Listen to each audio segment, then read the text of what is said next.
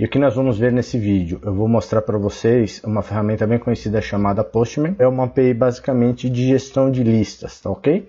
Bom, então falando um pouquinho mais aí sobre a ferramenta Postman, como eu disse para vocês, é uma ferramenta bem conhecida e ela é uma ferramenta completa que vai permitir vocês criarem as APIs de vocês, hospedarem as APIs, monitorarem a performance e, em linha com o que a gente está conversando aqui, vai permitir a gente fazer testes. Ela vai